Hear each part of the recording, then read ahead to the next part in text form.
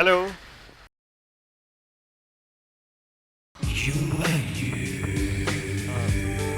हाय।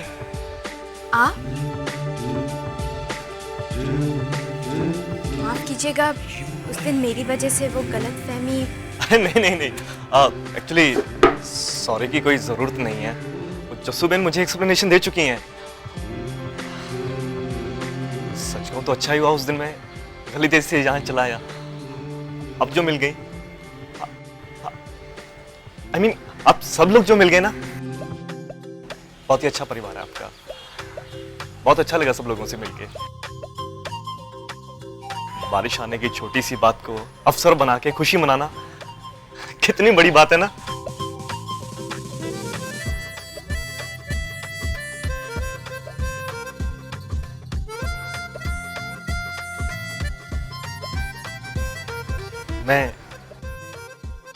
मैं नया नया शिफ्ट हुआ इस शहर में। अच्छा,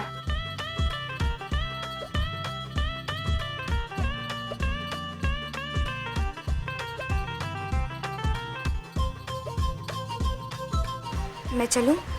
मुझे देर हो रही है। आरती, वो गैबन शाह पीर की जो दरगाह है ना, उसके पीछे जो नई वाली बिल्डिंग है, उसी में रहता हूं मैं, टॉप फ्लोर पे। एक्चुअली वो इस शहर में नया नया हूं तो किसी चीज की कोई जरूरत हो तो जस्सू बहन आपकी मदद कर देंगी। किसी से भी पूछेगा कि जस्सू बहन कहाँ रहती है, वो आपको बता देगा।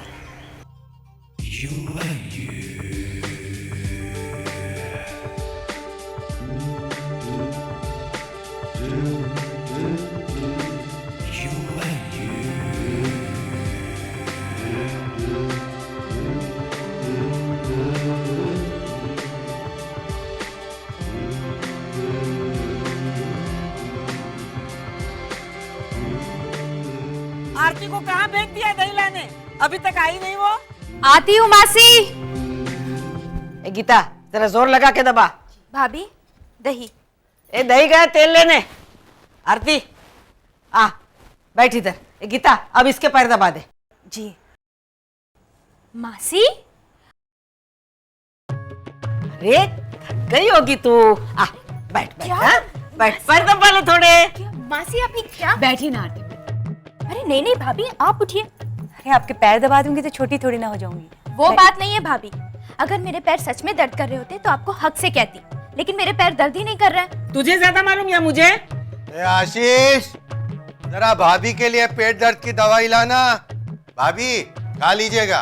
अरे मगर क्यों देवर जी, मेरा पेट दर्द नहीं कर रहा है। आपको ज्यादा मालूम है या मुझे? अरे क्यों जबरदस्ती किसी के पैर दुखवा के आप दबवा रही हैं भाभी? ना दबाए पैर, मुझे क्या। वो सब छोड़िए। गीता जी, पर्स ला। जी जल्दी ला। हाँ। ये देखिए देवर जी, ये पढ़ लीजिए। चलो तुम लोग भी पढ़ो, सब कॉपी लाई हूं। लो लो गीता, लो।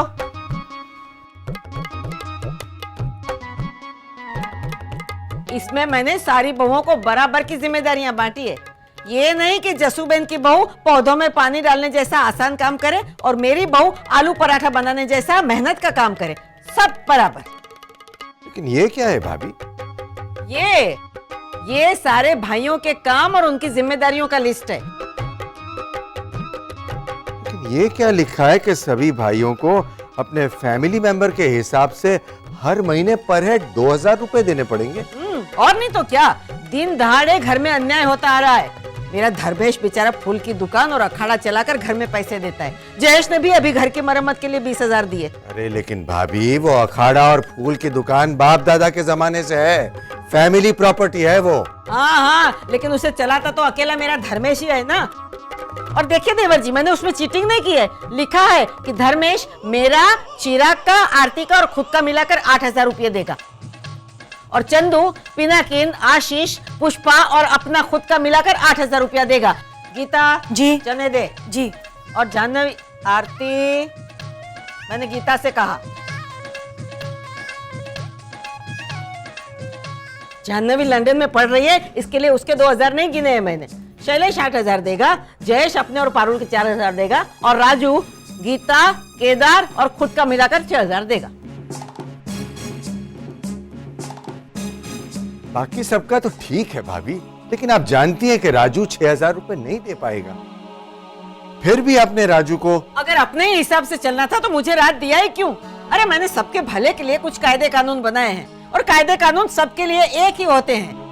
अगर मेरे कहे के मुताबिक नहीं चलना था तो फिर रात दिया ही क्यों मुझे?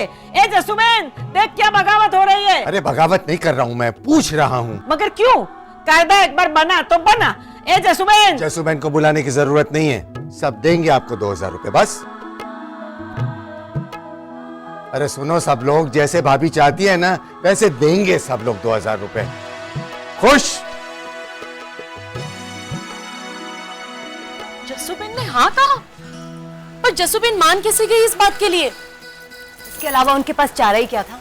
अरे पर इतना तो समझना चाहिए कि राजू भाई की ये नौकरी अभी शुरू ही होगी और उनके सारे पैसे तो केदार की फीस में चले जाएंगे, तो फिर ऊपर से 6,000 कहाँ से लाएंगे? मैं करूंगी ना काम। पर क्यों? ये कोई लॉज या धर्मशाला थोड़ी है कि यहाँ पर रहना है तो सबको पैसे देने ही पड़ेंगे, और ना ही हम कोई पेइंग गेस्ट है गीता भाभी। बिल्कुल सही कहा तुमने दीपिका, और पहली बार तुमने अंग्रेजी का इस्तेमाल नहीं किया ना, इसलिए मुझे तुझ पर गर्व है।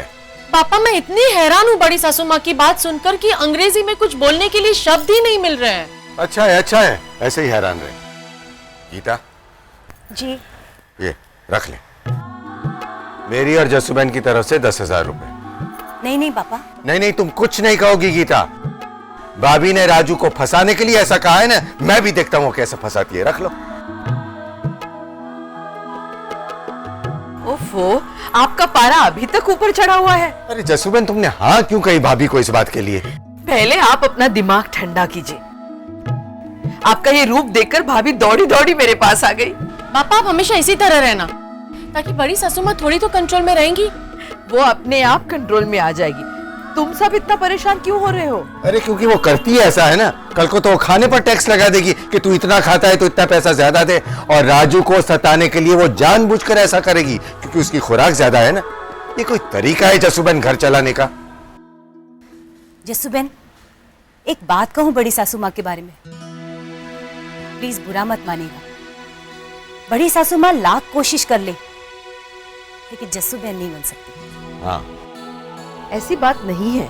ऐसी ही बात है। देखो, मैं कोई सीख के तो नहीं आई थी कि घर कैसे चलाते हैं। मेरी गलतियों ने और सबके सपोर्ट ने तो मुझे सिखाया कि घर को कैसे चलाना है। ये अपनी तारीफ तो करने नहीं देगी ना। मैं चाहती हूँ कि तुम सब भाभी की तारीफ करो। मुझे उनमें एक उम्मीद नजर आती है, तो उनको एक मौका तो देना चाहिए ना कुछ कर दिखाने का। लेकिन पानी सर से ऊपर गया तो जसुबेन, आपने कहा था ना कि आपके पास कोई एक रास्ता है। हाँ वो तो है, तो बताइए ना। हाँ बताओ जसुबेन, कम से कम उस आस पे तो हम हिम्मत बांधे रखेंगे ना। बताओ। देखो अभी तक भाभी क्या करती थी, आराम से झूले पे बैठ के मूंगफली खाते खाते सबकी गलतियां निकालती थी। अब उन्होंने जगह बदल दी है, अब वो हेड ऑफ द फैमिली की कुर्सी में जाके बैठी है। हाँ तो झूला खाली है। अगर हालत काबू से बाहर जाते नजर आए तो हम उनके सामने एक नई पानकोर भाभी खड़ी कर देंगे, जो उन्हीं की तरह मूंगफली खाते खाते उन्हें उनकी गलतियां बताए। शैलेश की भाषा में कहूँ तो बात में माल है। और मैंने सोच के रखा है कि नई पानकोर भाभी कौन बनेगी। कौन? गीता। मैं?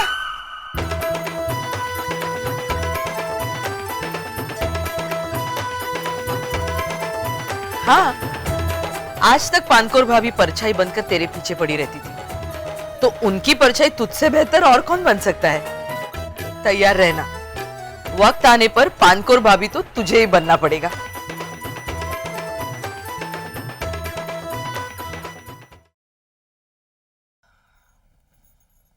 चले ठीक से दबा, जोर लगा, जोर जरा। इतना खाती है, ताकत कहाँ जाती है? सब खाने में ही सब ताकत खर्च कर डालती है क्या? मासी, दूध। मैंने गीता से लाने के लिए कहा था, तू क्यों लाई?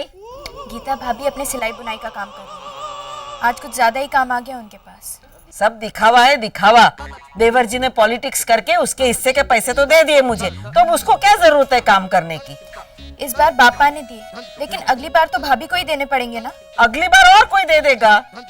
इस घर में एक दो को छोड़ के सभी दया के सागर हैं। हाँ, तो अगर घर में कोई एक दूसरे की मदद करता है तो इसमें बुराई क्या है? मासी, एक बात कहूँ, बुरा मत मानिएगा। कुछ कड़वी बात सुनाने वाली है? बोल बोल। अगर तारीफ करने वाली होती तो बुरा लगता मुझे। बोल। आपको क्या लगा कि आप पर हेड 2-2 हजार देने की बात कहेंगी और राजू भाई फंस जाएंगे? यही कहना था। काशी तू उठ, बैठ आरती, बैठ। देख, मैं दुश्मन नहीं हूँ किसी की। मैं जो कुछ भी कर रही हूँ इस घर की भलाई के लिए कर रही हूँ। वो जसुबेन कहती है ना, अचानक हवा का रुख बदलता है तो पता चलता है कि नाव का संतुलन कितना है। वो न्यूज में दिखाते हैं ना, रिपोर्टर लोग कैमरा लेकर कहीं भी घुस जाते हैं, पुलिस स्टेशन में, सरकारी दफ्तर में, तब पता चलता है कि कौन कितने लापरवाह है। हाँ, वो क्या कहते हैं उसको? Sting operation. हाँ, पता है। वो घर में होता है तो घर में भी पता चलता है कि कौन सोया है, कौन जाग रहा है। और भी कई फायदे हैं ऐसे अचानक बदलाव के। जैसे कि होंगे जो कुछ भी होंगे। मैं बोलूं? पता हो तो ही बोलना। ऐसे अचानक बदलाव से जो समस्या खड़ी होगी उसे परिवार वाले चुनौती के रूप में लेंगे। सब साथ मिलकर लड़ेंगे और जो कमजोर होगा उसे ताकतवर कंधा देंगे, जैसे इस बार राजू भैया को बापा ने मदद की। देखा, एक और भी फायदा हुआ है मेरे राज में। काशी कितनी समझदार हो गई है। बस एक दिन में? उसमें क्या, मुझे एक दिन में राज मिल सकता है तो काशी एक दिन में समझदार नहीं हो सकती है? सही कहा आपने बड़ी दादी माँ। जमाना चाहे लाख बदल जाए पर सनातन सत्य कभी नहीं बदलता, जैसे कि आज। बस ऐसे ही सडनली। अब आगे बोल। अरे जमाना चाहे कितना भी बदल जाए पर मेरी मम्मी कभी नहीं बदल सकती। क्या किया उसने? मेरे पापा के सब्र का बांध तोड़ दिया आज मम्मी ने। जसुबेन, ए पानकोरमा बोल। हटो तुम लोग सब, मुझे ही जाना पड़ेगा देखने के लिए। आरती, जसुबेन को बोलना कि मैं गई हूँ चंदू का मामला सुलझाने, तो वो ना आए। हाँ, चल आशीष। क्या लगता है बड़ी माँ सुलझा पाएंगी बड़े भैया का प्रॉब्लम? पता नहीं। मैं तो बस इंतजार कर रही हूँ कि कब मासी कोई बड़ी गलती करें और मदद मांगने जस्सू बहन के पास जाएं।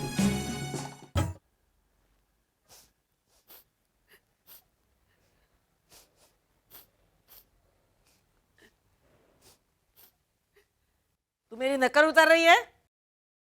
नहीं, मैं तो रो रही हूँ। हुआ क्या है? यहाँ तू रो रही है, वहाँ चंदू रोनी सी सूरत लेकर खड़ा है। क्यों? ये दो कौओं का जोड़ा बिछड़ क्यों गया है? काय सांगू तुम्हाला, आतापर्यंत मोठे पुष्पाराणी करत होते. मला वाटलं सगळं काही ठीकठाक झालं, पण आता परत पहिल्यापासून सुरुवात करायला हवी. काय काय तू चुप कर। तू रोती भी मराठी में है. ए चंदू, क्या हुआ? आशीष, मैं बताता हूँ.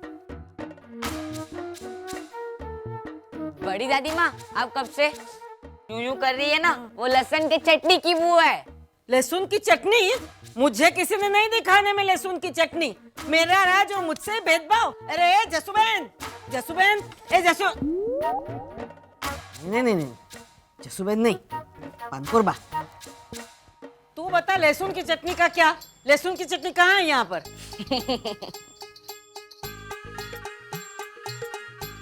पापा,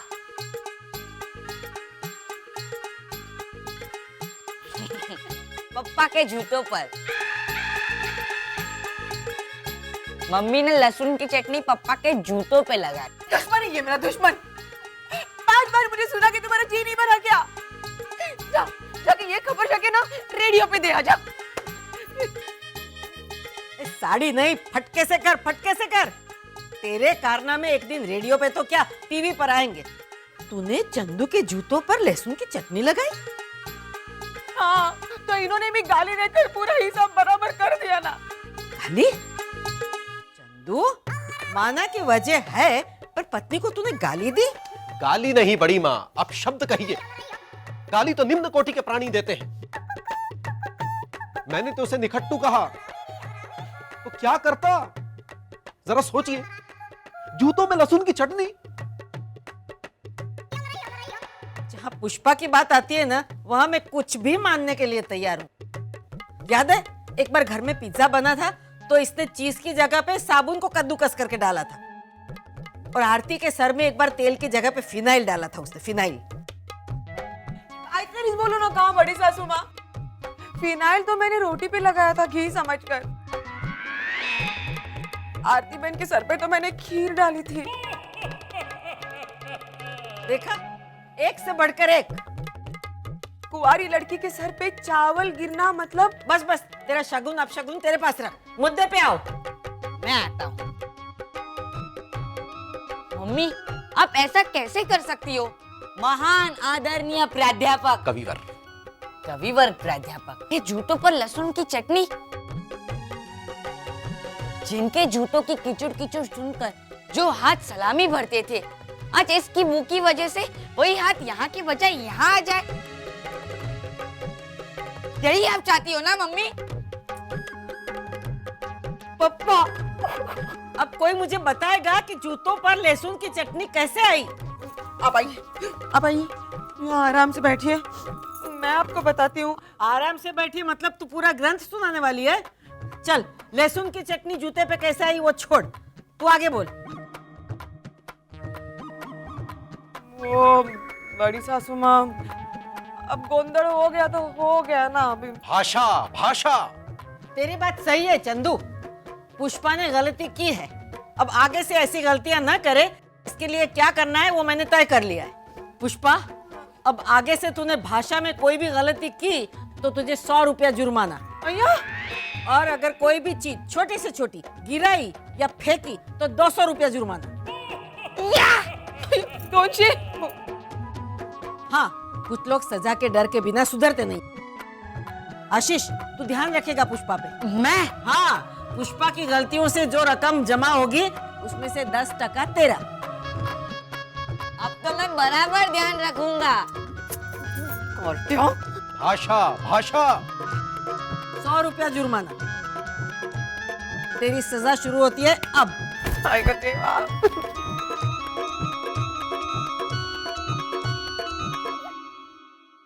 मम्मी तो गई, बड़ी माँ अब छोड़ेंगी नहीं उन्हें, पीछे ही पड़ी रहेंगी। लेकिन जसूबेन के चेहरे पर इस बात की कोई शिकन नहीं है। क्योंकि मैं इस बात की पॉजिटिव पहलू को देख रही हूँ। अरे फाइन भरना पड़ेगा, इसमें क्या पॉजिटिव पहलू हो सकता है जसूबेन?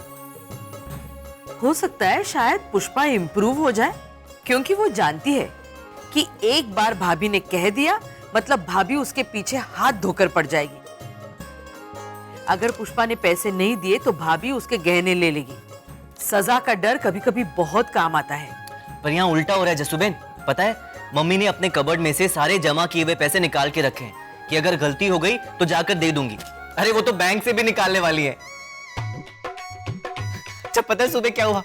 सुबह सुबह मम्मी ने तुलसी में पानी की जगह दूध डाल दिया और बच्चों के नाश्ते में कॉर्नफ्लेक्स में दूध की जगह पानी डाल दिया और सामने से जाकर 200 रुपए दे आई बड़ी माँ को। देखा, पुष्पा सुधरने को तैयार ही नहीं है। पैसे दे दूंगी मैं, लेकिन सुधरूंगी नहीं। और वो आशीष कमीशन के लालच में परछाई की तरह पीछे चिपका होगा उसके। अब क्यों गुस्सा हो रहे हैं? अरे गुस्सा नहीं हो रहा हूं मैं जसूबेन, परेशान हूं। कोई इस तरह घर चलाता है? किसी एक के बचपने की वजह से बाकी सब लोग सहन क्यों करें? अगर किसी के चेहरे पर मुस्कुराहट देखनी हो तो किसी को तो त्याग करना ही पड़ेगा ना, तभी तो सुख और दुख का हिसाब बराबर होगा। जसूबेन बिल्कुल ठीक कह रही हैं पापा। जिस तरह आप लोगों ने मेरी जिद पूरी करने के लिए एक दूसरे से अलग रहने का फैसला किया था, उसी तरह आज बड़ी माँ की जिद पूरी करने के लिए इन्होंने घर के संचालन का त्याग किया है। और भाभी की जिद तो बच्चा खिलौने के लिए जिद करता है ना, वैसी है। पहले तो बच्चा खिलौने के लिए खूब रोता है, फिर जब खिलौना मिल जाए तो उसे भूल जाता है। हाँ, लेकिन ये घर खिलौना नहीं है। बच्चे खिलौने तोड़ते भी हैं और मैं ये घर टूटने नहीं दूंगा। आप क्यों फिक्र करते हो? मैंने कहा ना, अगर पानी सर से ऊपर गया तो गीता है ना। और पानी सर से ऊपर जाएगा, ये मेरा मन कहता है।